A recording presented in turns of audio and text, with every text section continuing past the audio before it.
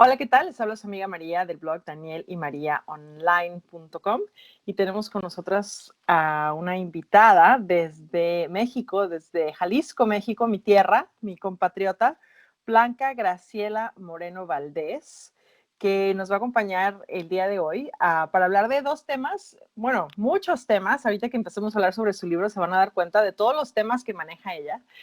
Pero bueno, ahorita con todo lo que estamos pasando, con toda la crisis que estamos viviendo, con este confinamiento, cuarentena, como le queramos llamar, me pareció muy importante tenerla con nosotros, primero por el libro del que vamos a hablar ahorita, y en segundo lugar, por la situación nueva que estamos viviendo muchas mamás, que nunca habíamos hecho homeschooling, que nunca habíamos tenido a los niños 24 horas con nosotras. Blanca nos va a platicar también un poquito de su experiencia con la escuela en casa. ¿Cómo estás, Blanca?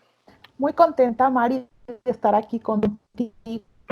Te agradezco muchísimo la invitación y busquemos esto de lo que vamos a platicarles sea de gran utilidad. Gracias, Blanca.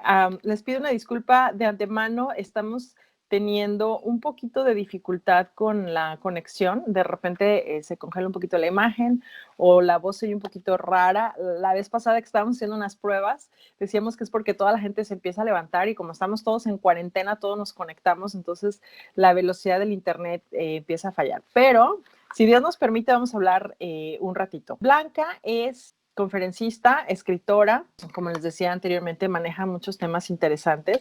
Quiero hablarles ahora, o más bien quiero que ella nos platique un poquito de su libro, La Concepción, el mito del saquito vacío. Y para las personas que están acá en Estados Unidos, vamos a tenerla ya en nuestra tienda de Daniel y María Online. Ahorita les paso el enlace para que lo puedan adquirir. Me llama mucho la atención que hay gente que dice que ahora en cuarentena, que tenemos más tiempo, que nos pongamos a leer, que nos formemos. Y yo digo, ¿quiénes son los que tienen más tiempo? Porque yo con 5 niños tengo el tiempo igual de limitado, pero de todas formas nos tenemos que dar el tiempo para formarnos y para leer. Y esta es una muy buena opción. Blanca, cuéntanos de tu libro, ¿cómo empezó, cómo concebiste esto primero en tu mente y cómo es que lo llevaste a la tinta? Cuéntanos de tu experiencia y lo que nos platicas en este libro. Pues primero debo decirte que jamás lo llevé a la tinta porque fue la computadora, Sí. pero, pero sí hubo algunas notas que tomé hace alrededor de 11 años, Uh-huh. cuando estaba en recuperación de un trastorno de personalidad. Estaba atravesando por una serie de síntomas como una depresión muy fuerte y para eso en esas fechas comencé a tener auxilios de distintas índoles, como por ejemplo sacerdotes, psicólogos, desde luego psiquiatra, familiólogos y todas aquellas personas que pudieron aportar su granito de arena a que yo pudiera trascender esas situaciones. ¿Qué me llevó a estar en esa situación? Hoy puedo identificar que hubo un choque entre esa cultura cristiana, esa educación cristiana con que mis abuelos educaron a mis papás y mis papás a mí. Y la otra, la contraparte es esta cultura feminista, toda esta cultura anticristiana que me vine a encontrar tanto en la escuela como en el trabajo y en general fuera del hogar. Entonces, todo eso genera un choque porque por un lado recibía un mensaje de un modo cristiano y el otro era en sentido contrario.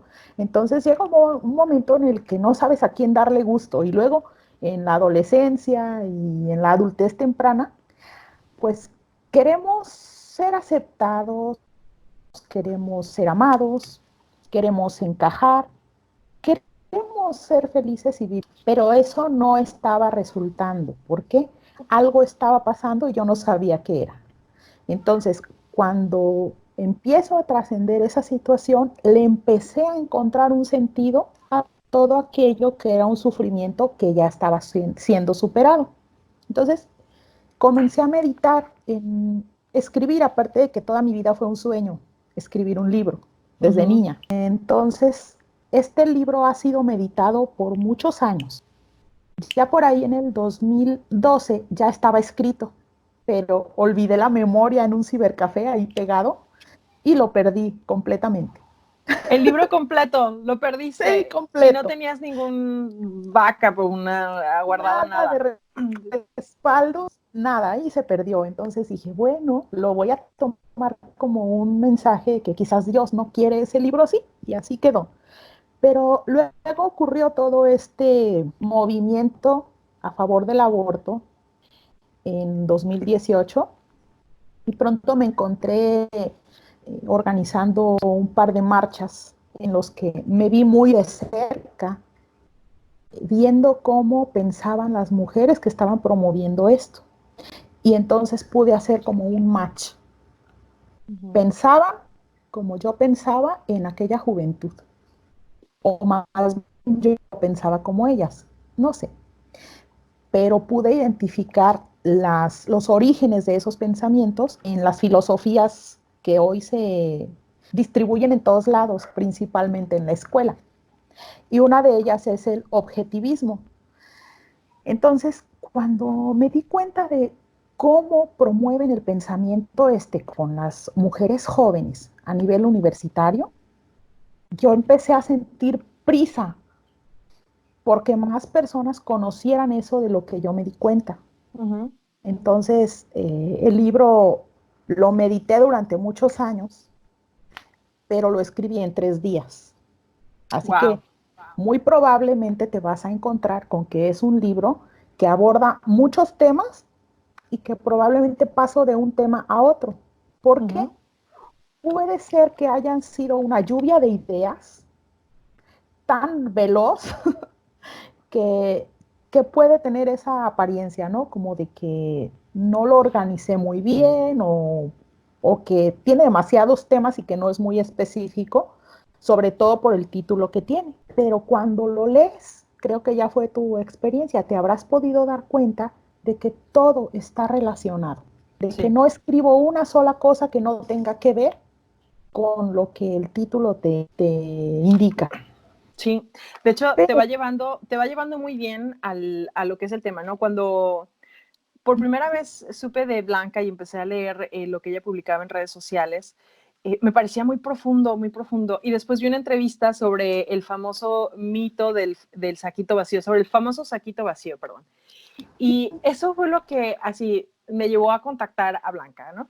Y hay muchas mujeres, para explicar un poquito el contexto de este título, hay muchas mujeres que están en sus primeras semanas de embarazo y cuando van al ginecólogo les hacen un ecosonograma y les dicen, no hay bebé, solamente está el saquito vacío. Entonces te dicen, no es embarazo o es embarazo sin embrión, como le llaman anembrionario, anembriónico, no sé muy bien el término. Y todos, lo que recomienda en ese momento el ginecólogo es que te hagas un legrado o te dan una pastillita para expulsar el saquito porque no hay nada, ¿no? Y eso fue lo que dije, wow, o sea, tengo que contactar a Blanca porque, bueno, nosotros en esta familia hemos pasado por 3 pérdidas de bebés. La primera, eso fue lo que nos dijeron, no hay bebé, no es embarazo, no hay nada que se pueda hacer, hay que hacer un legrado. Y bueno, ahorita Blanca nos va a hablar un poquito más sobre eso, pero esa es la impresión que tienes cuando ves el libro. Tú crees que va a ser un compendio de, no sé, de términos médicos, de que te va explicando, ¿no? Que, por qué está el saquito, qué hay ahí, dónde hubo vida o no hubo vida, y no, en realidad empiezas a leer sobre filosofía, antropología, psicología, bioética, y dices, ¿en qué momento vamos a llegar al saquito vacío? Pero al mismo tiempo te vas formando en muchas cosas. Blanca tiene mucho conocimiento de encíclicas, de corrientes de pensamiento, de cómo es que las mujeres van formando su pensamiento para el mundo de hoy, ¿no? Cómo es que nos quieren fuera de casa, trabajando, cómo es que nos sentimos liberadas porque tenemos el gran sueldo, pero no nos damos cuenta que estamos más esclavizadas que nunca.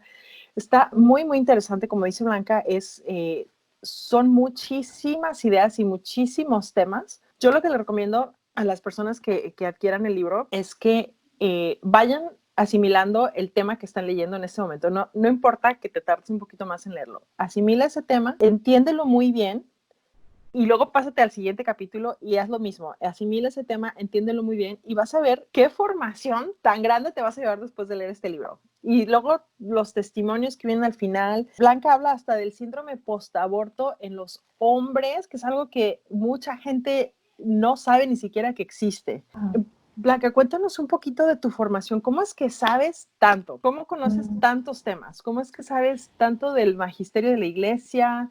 Cuéntanos. Mira, aprendí a leer como a los casi 5 años y de mis primeras lecturas eran aquellos libros grandotes. Mi papá es químico, azucarero y alcoholero y él con frecuencia regresaba de sus viajes y me traía alteros y alteros de libros.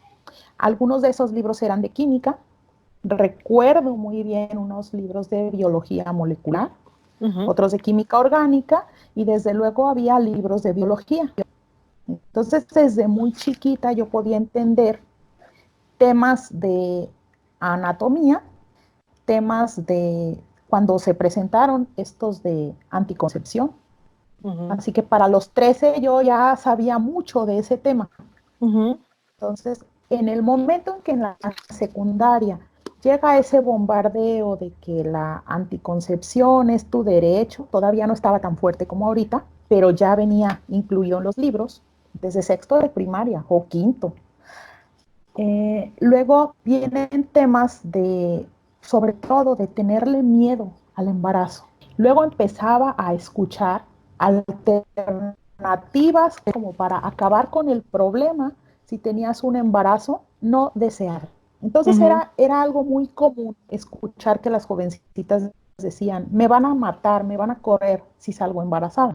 Pero ya no se escuchaba nada de moral, ni siquiera se escuchaba de que los papás tuvieran alguna autoridad sobre las hijas que ya empezaban a quererse emancipar. Entonces, por el tema de la lectura. Por otro lado, duré alrededor de 25 años alejada de la fe católica porque mi abuelo era quien sembró esa semillita. Entonces él murió en el 92, yo tenía 12 años y regresé a la fe católica en el 2009 más o menos. Imagínate.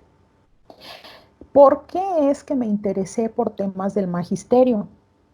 Porque esta lucha de encontrarme con esos pensamientos y todo, era parte de esa guerra cultural que estamos viviendo ahora. Pero yo no lo sabía. Y habiendo trascendido esta cuestión de la depresión y todo, también me introduje en temas de la nueva era, cuando comencé a buscar empoderarme a través de negocios en redes de mercadeo, donde sin mala intención, con una muy buena intención, se promueven muchísimas lecturas que promueven una paz artificial, una positividad, un espíritu de emprendimiento, de voluntad, de sacrificio, pero que nada tienen que ver con la fe católica. Entonces, fueron decenas y decenas de libros, desde Og Mandino hasta Deepak Chopra, por ejemplo. Entonces, fueron libros que van moldeando un pensamiento totalmente ateo, panteísta, y con panteísta quiero decir que el término es para mencionar a aquella persona que cree que Dios está en todos lados, cosa que es verdad, pero le atribuyen una deidad a cada cosa, por ejemplo, a los árboles, a la tierra. La madre tierra, ¿no? Es ya Dios, Madre ¿no? tierra, a las flores. Entonces se endiosa a la creación de Dios. Y Dios es Dios y su creación le pertenece porque Él la creó. Entonces no puede ser diosa la creación, ¿me explico? Y Así eso es es. lo que va uno configurando ahí en su pensamiento. Entonces cuando tú avientas a Dios fuera de tu vida, porque Dios es esa creación suya, incluida yo, pues entonces estamos viviendo una mentira. Y en esa mentira estaba también mezclado todo el tema del feminismo, porque todos los sufrimientos que uno comienza a tener por lanzar a Dios fuera de nuestra vida van requiriendo medicamentos, no son medicamentos, lo quiero decir en otra forma, van requiriendo Calmantes. curaciones, calmantes, anestésicos de hecho. Y entonces ahí es donde enlisto muchísimos de esos anestésicos y uno de ellos era el feminismo. Más adelante pues te vas a encontrar cosas como el socialismo, cuando ya necesitas que alguien más se haga cargo de ti porque tú no puedes. Eso me pasó. Entonces son muchas de esas corrientes filosóficas las que van sustituyendo a Dios en la vida de un cristiano, pero el cristiano no se da cuenta. Y entonces buscando ese empoderamiento, me encuentro ya queriendo ser toda una empresaria, pero en lo secreto de mi corazón yo quería estar casada y tener hijos y estar en mi casa y hornear galletitas y hacerles pizza los domingos y palomitas en las tardes para ver películas, abrazada de mis hijos. Ese era un sueño muy secreto porque si yo lo externaba, se iban a burlar de mí, Así me es. iban a llamar la perfecta sirvienta y cosas así que me encontré en muchos lados. Y cuando acudí a una convocatoria del gobierno de una ciudad de por acá, nos ofrecieron dinero para poner nuestro negocio, pero ese programa de gobierno incluía una fuerte exposición al adoctrinamiento feminista. En el acto me di cuenta de que estaba sucediendo eso, a pesar de que yo todavía no sabía lo que era ideología de género, pero vi que algo estaba muy mal. Llegando a mi casa, yo llegué traumada, llorando. No tenía nadie contestaba el teléfono de las dos, tres personas a las que podía acudir para platicar de esto tan fuerte y me puse a platicar con mi esposo, pero estaba llorando de que no era posible que estuvieran haciendo eso. Por primera vez, uno de mis mayores sueños, que era llevar a cabo un emprendimiento, me estaba costando mucho más de lo que estaba dispuesta a pagar. ¿Y qué sucedió ahí? Sentí un llamado. Hoy pienso que Dios quería que yo pasara por todo eso para luego ver por qué y transmitirlo. Exactamente. Entonces dije, me cuesta muchísimo trabajo, pero lo voy a hacer. Voy a atravesar todo esto y voy a ver qué está pasando. Y así fue. Pero ya que estaba más tranquila, más calmada, ya viste el librero allá atrás, ahí Sí. había un altero así, de unos libros chiquitos, como este que tengo aquí, muchas encíclicas. Y la primera que agarré es Divini Redemptoris, del Papa Pío XI, en el que hablaba de los daños del comunismo y de la condena que pesa sobre esa filosofía. Y cuando veo un párrafo dedicado a todo el daño que el comunismo le hace a la mujer, Dios mío, se me abrió como una ventana muy grande para querer seguir leyendo. Y dije, es que esto me pasó a mí. Exactamente, es lo que te iba a, perdón, lo que te iba a comentar, cómo es que se abren estas ventanas y entonces empiezan a encajar las piezas. Y es cuando nos Así es. empezamos a dar cuenta de cuánta razón tiene la Iglesia Católica en sus enseñanzas, ¿no? Sí, Como que así siempre, es. y sobre todo cuando pasamos por, yo le llamo la adolescencia espiritual, ¿no? Yo sé más, yo voy a hacer mi vida como yo quiera, yo voy a, no sé, ¿no? Experimentar y no quiero saber nada de lo que me enseña la Iglesia. Y ya cuando empiezas a regresar, cuando empieza este camino de regreso al Señor y te empiezas a formar, porque una cosa es, ¿no? Lo que te enseñan en casa, que te llevan a misa cada domingo, ¿no? Que te llevan al catecismo, la primera comunión, etcétera. Pero otra cosa es tu responsabilidad de formarte, de leer más documentos de la iglesia, de entender por qué esto y por qué aquello, ¿no?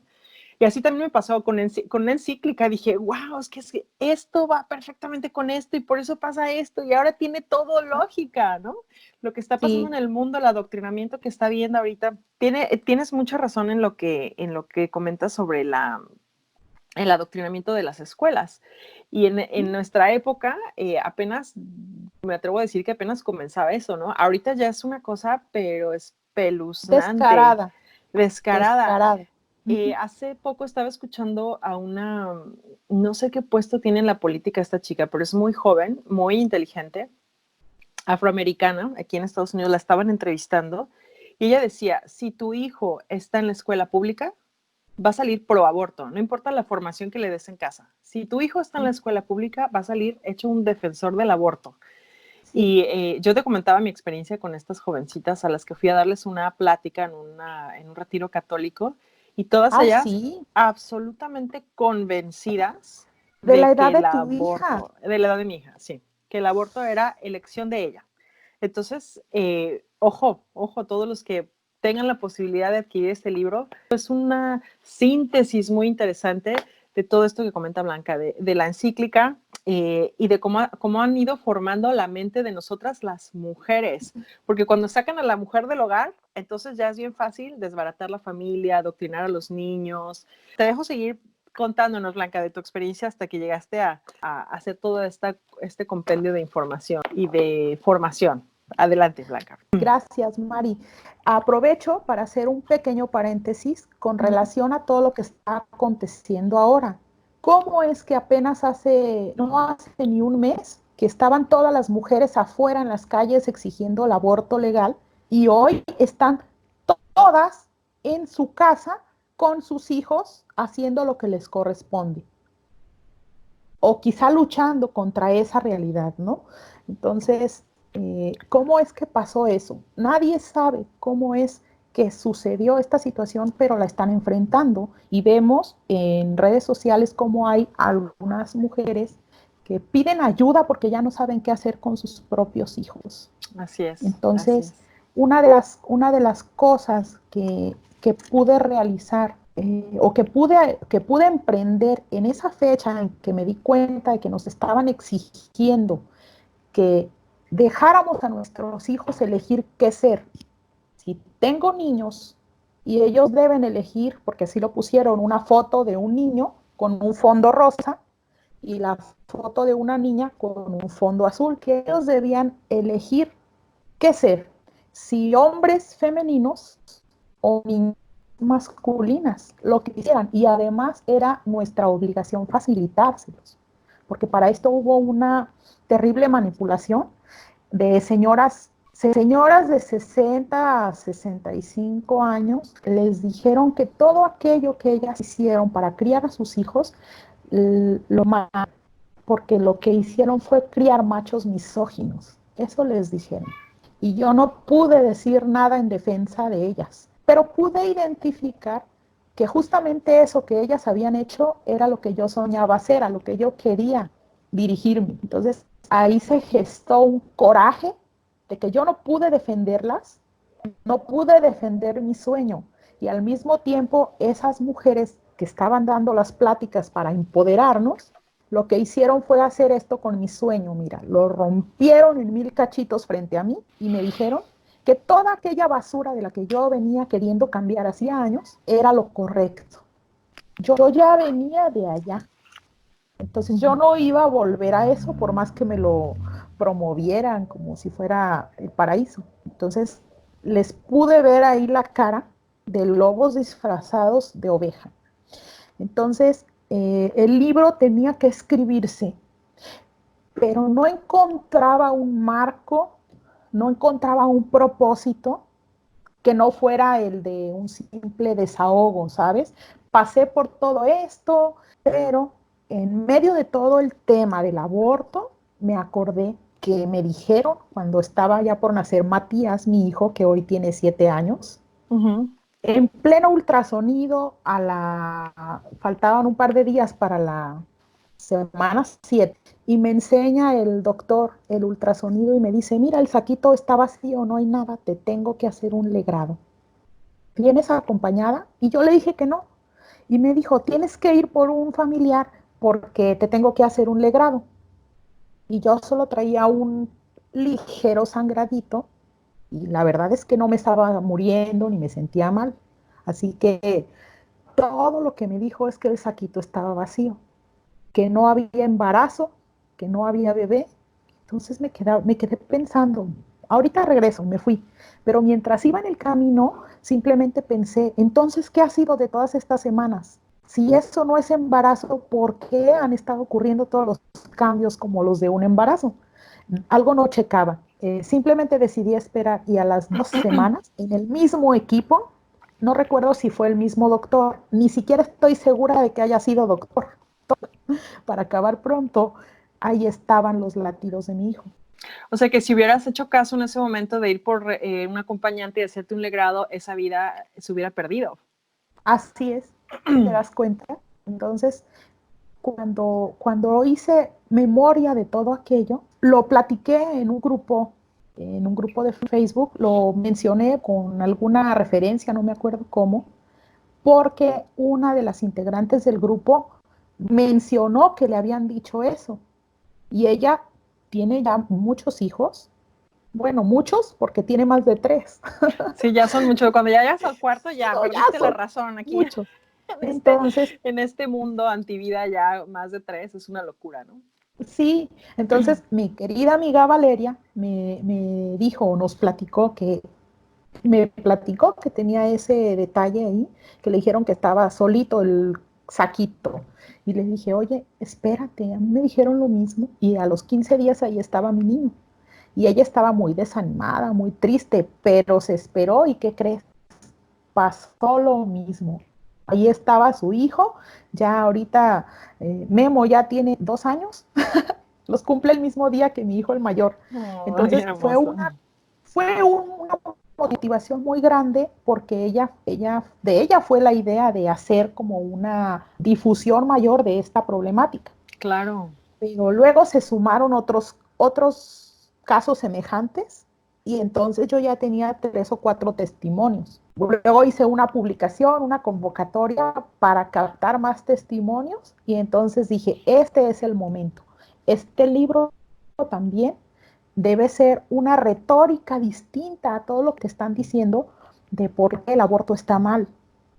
Ya no quiero discutir más con razones absurdas, no razones, argumentos, pseudo argumentos absurdos que no llegan a ningún lado porque están discutiendo algo que no es discutible. La ciencia ya está encargada de todo.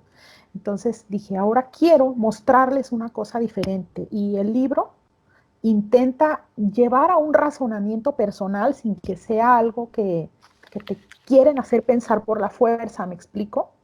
La información yo la pongo ahí para que nutra tu razonamiento y tú tomes la mejor decisión. Tú sabrás lo que vas a hacer. Si vas a matar a tu hijo, al menos hazlo con la conciencia de lo que estás haciendo. Exactamente. Exactamente. Nadie va a evitar que si decidiste matar a tu hijo, pues lo lleves a cabo con ayudas o sin ellas. Así Nadie es. lo va a evitar. Pero si algo no estás tomando en cuenta y tú misma te niegas a matar a tu hijo cuando todo el mundo te está presionando, esto te sirve. Esto te sirve. Porque nunca eres más libre que cuando te toca defender a otra persona.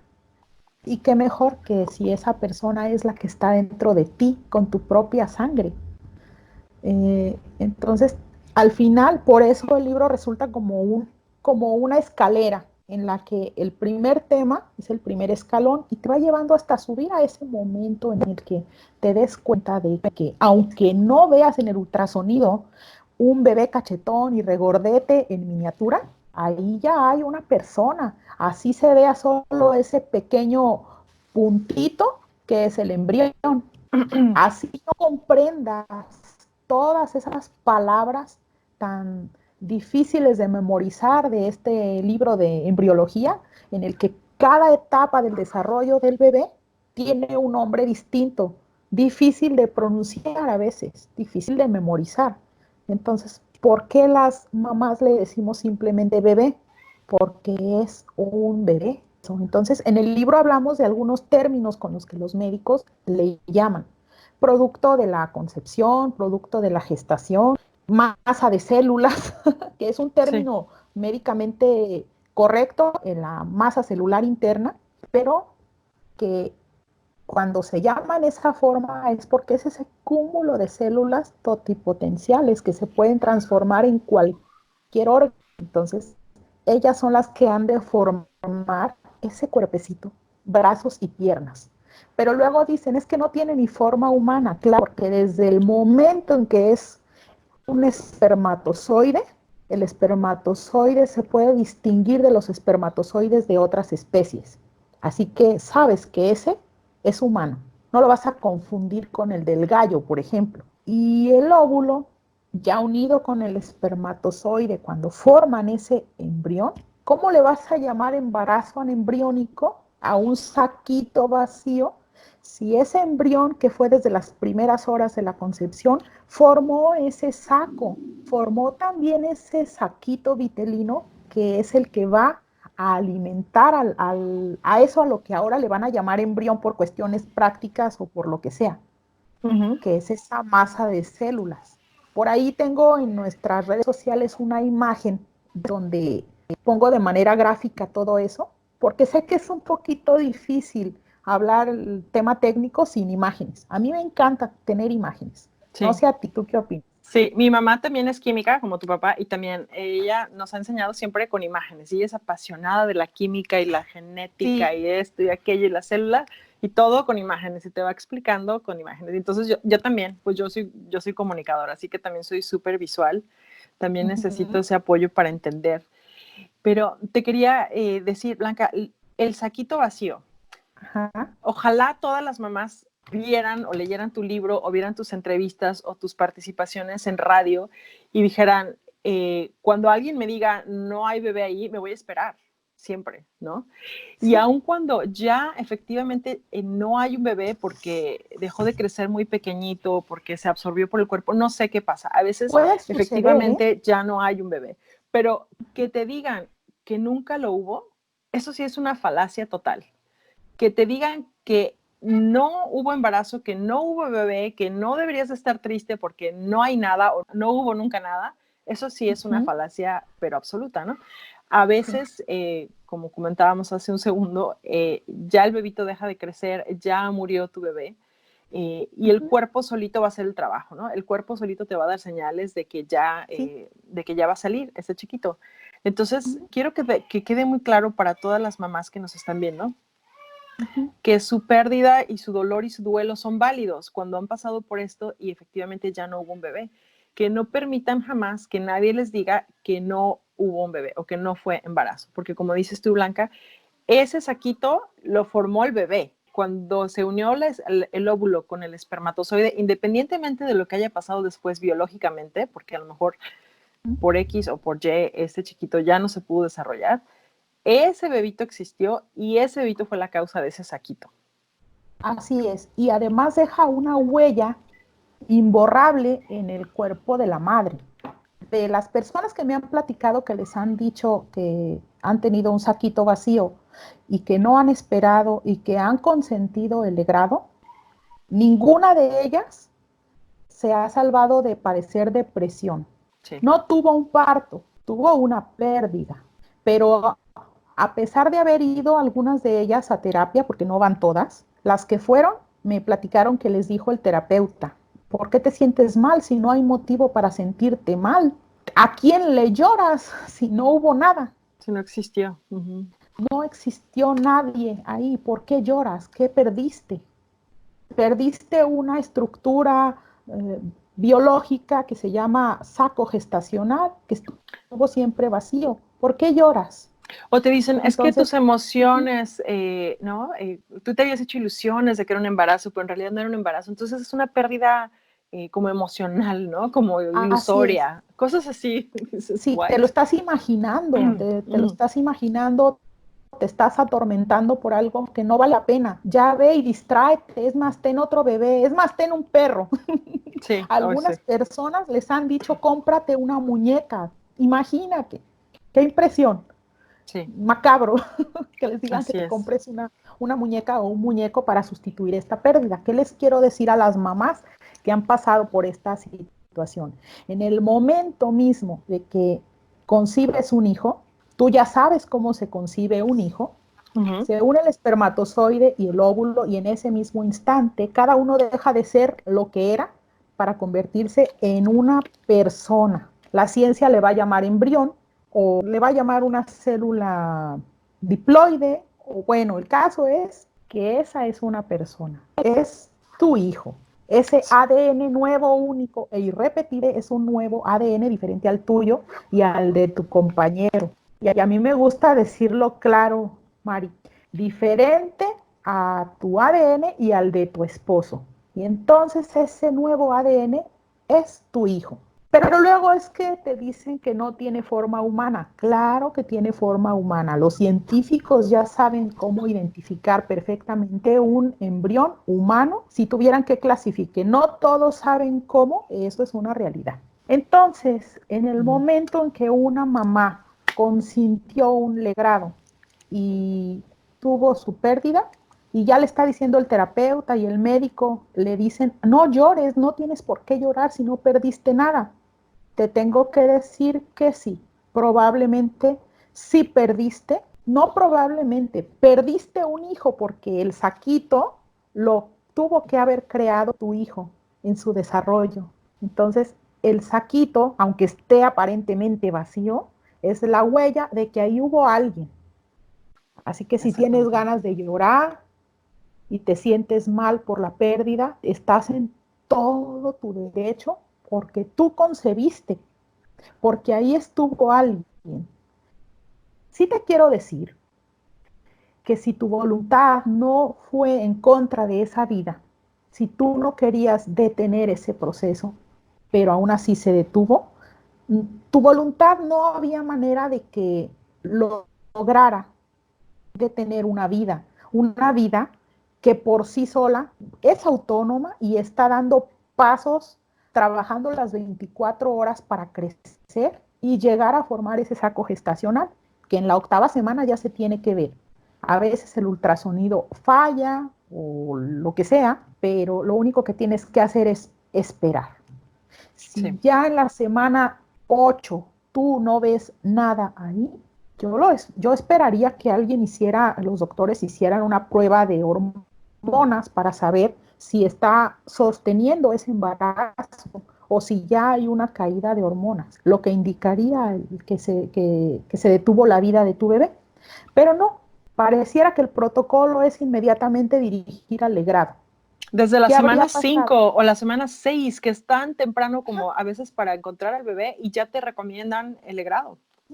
Exactamente, y es que también ese tema del conteo, ya lo veíamos, que cuentan desde la ovulación o desde la fecha de última menstruación y te dicen que tienes 8 semanas y en realidad son 6, Así es. o que tienes 6 semanas y en realidad son 4. Así es. Y Como por quiera que eso, sea, el tamaño es muy pequeñito a las 4.5 semanas, es todavía muy pequeñito para que lo vean. así Entonces, es. esperar es lo que yo les sugiero a todas las mujeres que me han escrito para preguntarme, ¿qué hago? Sí les hago preguntas para que razonen un poquito y les digo que no soy médico para darles ninguna contraindicación ni mucho menos, pero sí las invito a esperar 15 días y he recibido muchas buenas noticias de que Que al también, esperar, que también compartes en tu libro tantos testimonios de mujeres que esperaron y pudieron sí, ver después el bebito y hasta dicen después, ¿no? Ya mi saquito vacío ya tiene 2 años y anda corriendo por toda sí, la casa. ajá, son Así es. muchísimos testimonios tomados en Facebook de mujeres que hasta se etiquetan unas a otras y mira lo que te pasó. Y es una cosa increíble porque yo pensé que nomás a mí me había pasado, o a Valeria, o a más amigas que me llegaron a platicar y resulta que son muchísimas. Entonces, una de las razones por las que escribí el libro lo más pronto posible fue porque mi deseo es que las mujeres sepan que una vez que están con un positivo y están embarazadas, ya tienen ahí un hijo que proteger, aun cuando él decida detener su vida por voluntad propia. Su diseño genético le va a permitir llegar al nacimiento de término o en el mes 7, el 7 mesino, o definitivamente quedarse en el camino, en la semana 3 o 4 o 5 o 7, la que sea, pero siempre y cuando no hayas sido tú la que procurara de tener esa vida. Si tu voluntad no estuvo en esa dirección, entonces es cierto, ahí no hay una culpa que tenga que hacerte sentir mal. Pero hay que diferenciar de esa culpa de procurar el aborto y ese otro sentimiento de pérdida, ese duelo. Son dos Así es. cosas diferentes. Pero cuando procuras el aborto tienes las dos. Imagínate cómo vas a salir de esa cárcel que es el síndrome postaborto si cargas con la culpa de haber planeado el asesinato de tu hijo y aparte el dolor de la pérdida. Dios mío. Y también el testimonio de este hombre valiente que nos compartió en el libro su historia, habla con mucho detalle de cómo se siente esa cárcel. Así es. Y yo lo que les digo a las personas cuando estamos hablando sobre el aborto y el síndrome postaborto es que Dios te diseñó de cierta forma en que tú estás hecha, mujer, para proteger la vida, ¿no? Desde el momento en que empieza a gestarse un bebecito, tú estás diseñada en tu mente, en tus emociones, en tu cuerpo, en todos los niveles, a proteger Sí. esa vida. Entonces, cuando actúas en contra de tu naturaleza despierta. A lo mejor tú estás muy adoctrinada a que es tu decisión, a que no es una vida, a que es un problema, a que hay que deshacerse del problema. A lo mejor en tu mente está ese Sí. script, ¿no? Pero tus emociones van a reaccionar, ¿no? Todo, o sea, tu relación con Dios va a cambiar totalmente si es que tenías una relación. Todo va a despertar contra ese ataque que te has hecho a lo más sagrado que tienes, ¿no? Que es el santuario de la Así es. vida. Entonces, aunque conscientemente creas que todo está bien, tu cuerpo va a reaccionar, tus emociones van a Pero reaccionar. quiero mencionar también algo muy importante para las mujeres que han tomado la decisión Uh-huh. engañadas o presionadas o por lo que ellas han logrado llegar a creer, ¿no? De que era su decisión o lo que sea. Las que han llegado a tomar esa elección de procurarse un aborto, quiero decirles que esa culpa que sienten puede también tener dos formas de enfrentarse. Y una es con la parálisis, la depresión que causa y la debacle moral a la que se llega una vez que sabes que perdiste todo con esa decisión, o también esa otra culpa que los cristianos llamamos contrición, esa culpa de haber ofendido a Dios con tu decisión y de haberte hecho tanto daño con esa decisión. Esa culpa es buena. Y digo que es buena porque te va a llevar a darte cuenta de que existe algo que se llama arrepentimiento. Y si ese dolor que sientes identificas que es de arrepentimiento, tú puedes reconciliarte con Dios. Uh-huh. Y si te reconcilias con Dios, Él es, en su infinita misericordia te va a dar esa oportunidad que estás buscando de encontrarte contigo misma a la luz de su palabra, a la luz de sus mandatos, y te va a recordar todo esto tan hermoso que estás diciendo, Mari, que estamos preparadas desde siempre, porque así es nuestro diseño, para la maternidad. Y no nada más para la maternidad, para muchas cosas, pero esencialmente para la maternidad. Y no me puedes venir con el cuento de que si tiene 15 años no está preparada para ello, porque sí es altamente probable que ya sea suficientemente madura para concebir y para continuar un embarazo hasta el final.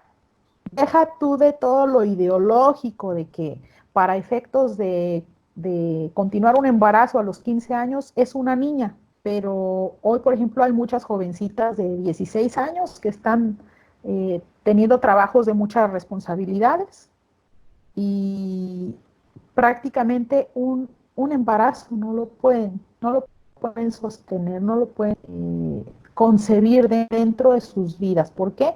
Pues porque a los 16 años ya les dieron la idea de que deben ser empoderadas, que pueden ser directoras de una empresa internacional si quieren, pero un embarazo no pueden. Y entonces, ¿qué pasa cuando viene una pandemia como esta? Se nos acaba todo mal. Así estemos trabajando donde sea, nos llega a confinar a un lugar en el que solo nos tenemos a nosotras como compañía. ¿Y qué crees que nos vamos a dar cuenta? Que no somos la mejor compañía ni para nosotras mismas. ¿Por qué? Porque no hemos aprendido a vivir con nosotras, sobre todo a reconciliarnos con esa parte maravillosa del diseño de Dios. Estamos hechas para dar vida. Y dar vida de muchas formas, ¿no? Alguna vez leía que pues todas las mujeres tenemos esa vocación a la maternidad y a veces no necesariamente la maternidad física, ¿no? De tener un embarazo y dar a luz, pero por ejemplo las religiosas tienen esa vocación en la Ajá, maternidad de almas, ¿no? Yo creo que sí, la gran mayoría de las mujeres, si no es que todas, tenemos esa vocación de enseñar a los demás, de ayudar a los demás, de darnos a los demás, de exactamente. sacrificarnos por los otros. Es una vocación que ya tenemos inscrita en el corazón. Y quiero regresar Sí, un poquitito a lo que decías de cómo es que muchas mujeres tienen eso muy adentro en el corazón de cómo me gustaría estar en mi casa con mis hijos, cómo me gustaría estar cocinando galletitas, como dices, ¿no? Y como que estamos siempre pisoteando eso porque nos han lavado el cerebro, nos han dicho que eso es una tontería, que eso es como ser esclavas del, ¿no? del marido, de la familia, y que nosotros podemos ir al mundo y conquistar, no sé, cualquier puesto político, empresarial, lo que sea. Pero eso no se nos quita del corazón jamás. Yo estuve pues, prácticamente toda mi vida trabajando, apenas hace poco que descubrí de verdad mi vocación de verdad, y hasta hace poco que empecé ya a dedicarme 100% a mi familia, pero siempre ujú, tenía eso en mi corazón. Cada vez que dejaba a mis chiquitos en la guardería, bueno, Blanca, no ujú. te miento, muchas veces me fui con lágrimas en los ojos, decía, es que ¿por qué me siento tan mal? Si estoy empoderada, si tengo este sueldo, si trabajo en este edificio, si me siento tan orgullosa de tal o cual logro, ¿por qué tengo esa tristeza en mi corazón? ¿Por qué? Mira, hasta se me corta la voz de acordarme, ¿no? De mis niños, como así como que, mamá, ¿por qué te vas? ¿No? Y no te vayas, mami. O sea, Dios mío, ¿qué A es este mí, a mí se conflicto me tan hace ese grande? nudo, sí, a mí se me hace ese nudo por algo que te voy a confesar, y es que, que yo no sentía eso cuando dejaba a mis hijos en la guardería. Estaba ya tan endurecido el corazón que ni siquiera me despegaba muy fácilmente. Entonces, hoy desearía al menos haber sentido eso que tú me comentas, pero no era así. Ya estaba tan lavada del cerebro que pensaba que era lo natural en hijos para que los cuidara alguien más, Uh -huh. para que los enseñara a alguien más. ¿Por qué? Porque me contaron el cuento de que los niños que van a una guardería son niños más independientes, pero yo no quería que fueran solo niños independientes, sino que quería niños que supieran cuál es su fin último. Y quería niños que sabiendo cuál es su fin último, aun cuando se perdieran en el camino, supieran regresar a él. Y ese fin último es el cielo. Así es. Entonces, yo no estaba favoreciendo eso y en las guarderías no se los van a enseñar. En las escuelas de tiempo completo no se los van a enseñar. De hecho, les van a enseñar todo lo contrario. Les van a enseñar una cultura antropocéntrica que definitivamente no les va a servir de nada en un momento como este. Ahí Así es. solitos en su casa porque no pueden salir por miedo a una enfermedad, de nada les va a servir el antropocentrismo, porque ahora que puedes dedicarte a centrarte en ti mismo, no quieres estar contigo, Uh -huh. quieres estar con otras personas. Pero si no Así te es. enseñas también a convivir con otras personas sanamente, ahí te vas a dar cuenta de los retos tan grandes que conlleva el estar alejado de Dios, el darle la espalda a Dios. Pero mira, no puedes elegir, fuiste porque en el pasado, pero sí puedes elegir todo lo que le estás metiendo a tu mente hoy, eso sí. Y si alguien te está diciendo, como tú y yo en este momento, que la Iglesia Católica tiene todo un magisterio con una verdad transmisible de generación en generación, ¿por qué no la conoces? Ya te puedo decir por qué. Porque en la escuela constantemente te están diciendo que la Iglesia Católica es manipuladora, que solo quiere borregos que lo sigan, y nunca he visto más borregos que los que siguen a un Estado que te enseña que Dios no debe estar en tu vida. ¿Por qué le crees a un Estado y no le crees a la Iglesia? Ah, es que la Iglesia tiene muchos, pero muchos crímenes. Ah, y el Estado no, pero no nos vamos a Wow. esconder Uh -huh. detrás de las cosas que hace mal el Estado. No, hay una verdad que tú tienes la capacidad de distinguir si tú conoces a tu iglesia. También me pasó que en el momento en que leí todo eso de la encíclica, dije, es que esto no puede ser verdad, debe ser algo que están inventando ellos para que la mujer se quede adentro de casa. Todavía estaba terca con eso y me propuse leer todas las encíclicas que tenía para buscarle rincones oscuros, reprochables a la Iglesia Católica. Todavía estaba terca con esa posibilidad de que lo que me habían dicho era verdad, pero en mi corazón algo me decía, te creíste una mentira, no es verdad. Y al leer todo eso, empecé a darme cuenta por qué la Iglesia Católica es tan atacada, tan descalificada, sobre todo en la escuela. Hay por ahí un estudio que dicen que los jóvenes le creen al Estado y no le creen a la Iglesia Católica. ¿A quién sí le creen? A las universidades. Sí, conozco ¿Cómo? tantísimos casos y yo creo que tú también, de la gente cuando llega a la universidad es cuando se enfrenta por primera vez a estas dudas tan Ajá. grandes sobre su fe, ¿no? Porque te empiezan a meter corrientes de pensamiento, teorías, ¿no? Y tú te empiezas a creer que entre más racional eres más inteligente, Más eres pro, más y más sofisticado. propenso a Ujú, creerte, más propenso a creerte una corriente que se llama cientificismo. ujú, Creer que solo lo que dice la ciencia es aceptable, así que es, solo lo que puedes comprobar es inteligente creerlo. Y también así de es, eso hablo en el libro. Yo creía exactamente. eso. Ujú, Y precisamente las personas que nos gusta leer desde chicas o que hemos tenido alguna habilidad académica, somos los más propensos. Pero hay mucha gente que es sensible y es muy influenciable tan solo por el hecho de que quiere pertenecer a algo. a Entonces una se unen, elite. Ujú, sí, y se unen a clubes que tienen afinidad con corrientes muy, pero muy delicadas como la masonería, el rosacrucismo. En realidad son sectas. En realidad algunas son hasta satánicas.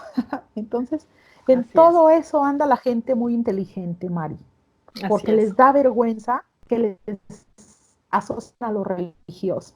A mí me así es. daba vergüenza, pero ahora entiendo de dónde provenía esa vergüenza. Provenía también de una presión en el medio escolar donde no cabía Dios. Entonces, pues te empiezan a decir que eres un mocho, que tienes un amigo imaginario. ¿Qué crees? Ningún joven quiere sentirse así. Estoy escribiendo mi segundo libro que se llama Hacker de Inocencias y trata precisamente de eso.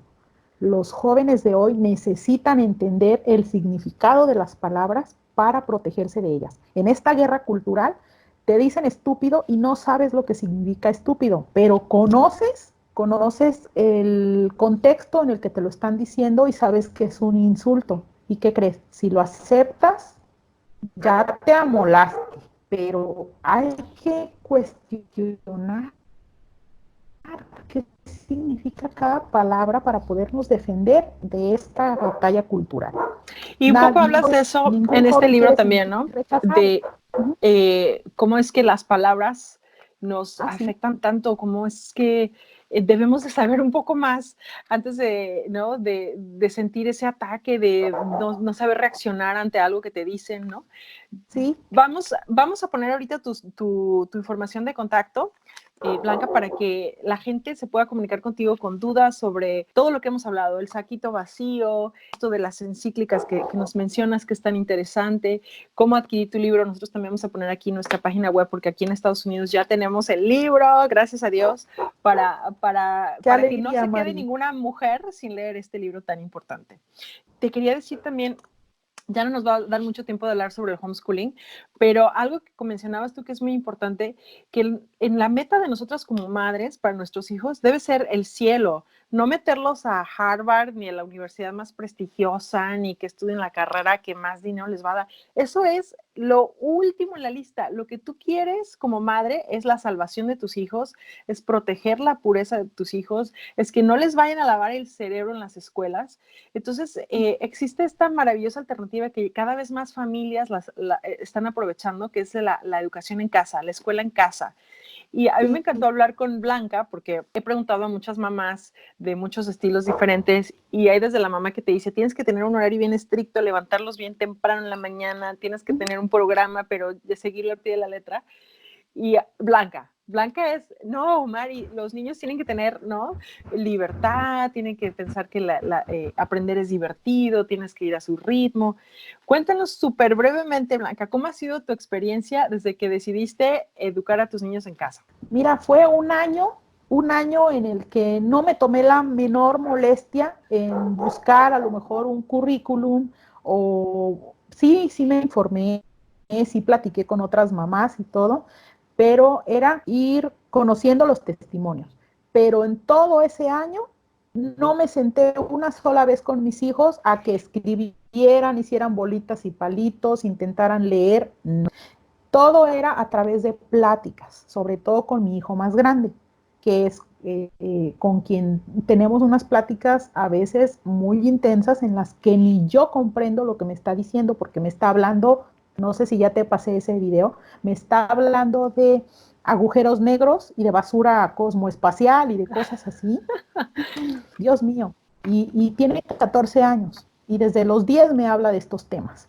Entonces, todo era por medio de pláticas, de visitas a museos, de viajes, de diversas actividades de la vida cotidiana.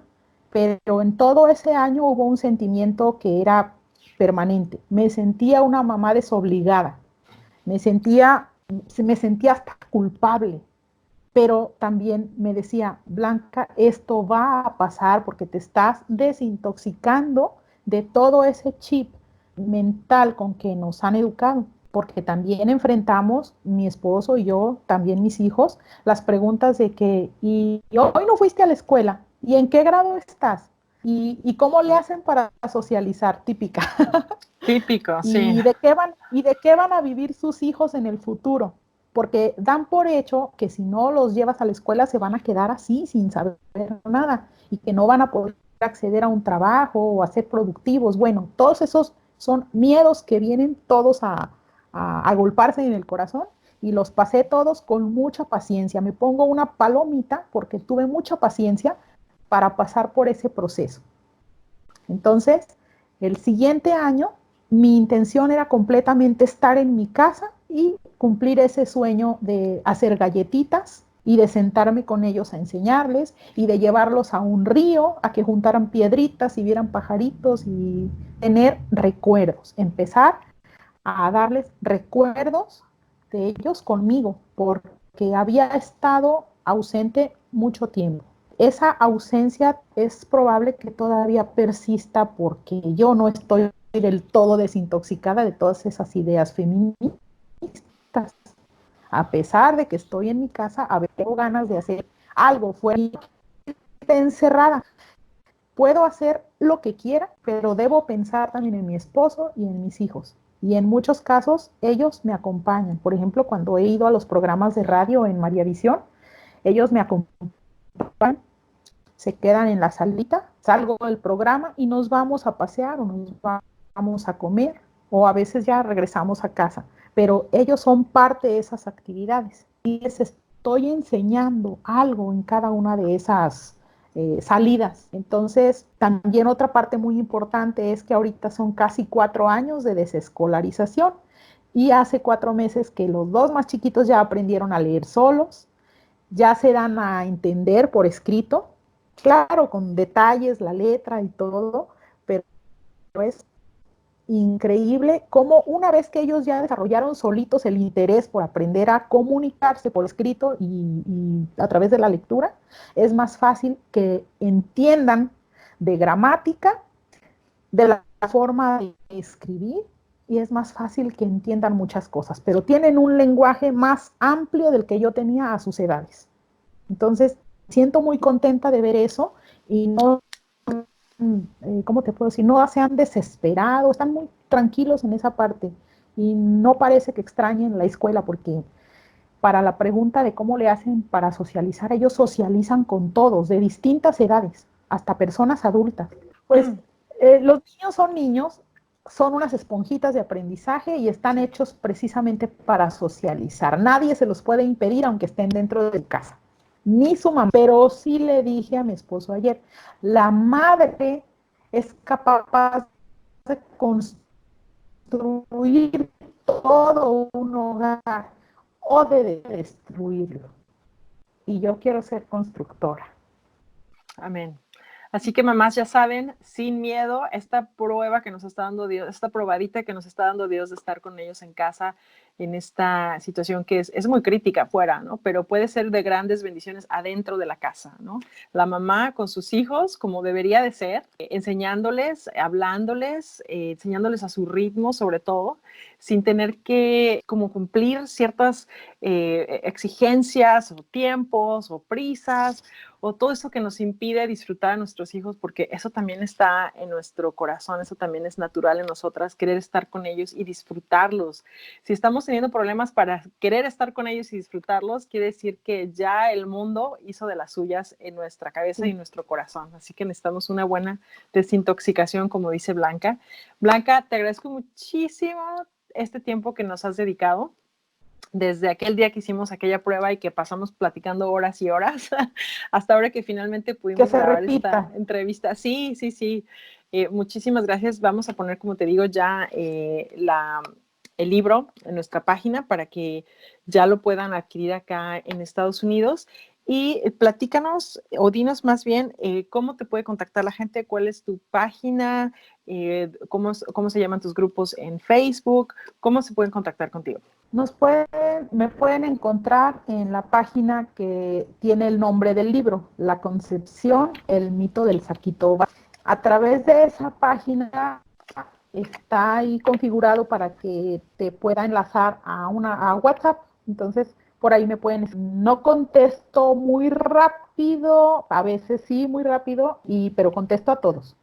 Y también ahí vienen todos los enlaces para las distintas opciones de adquisición del libro. También está una versión digital en la página de voxveritas.mx. Y aprovecho también, si me lo permites, para invitarlos a ese evento digital que organicé, que se llama Remedios Urgentes para Sanar Nuestro México, en el que coloco los audios de la conferencia en la que presenté el libro. Y hablo muy detallada y ordenadamente de todas estas corrientes filosóficas que vienen a buscar anestesiarnos de los dolores que nos produce ese toque cultural. Y se los recomiendo mucho porque además eso.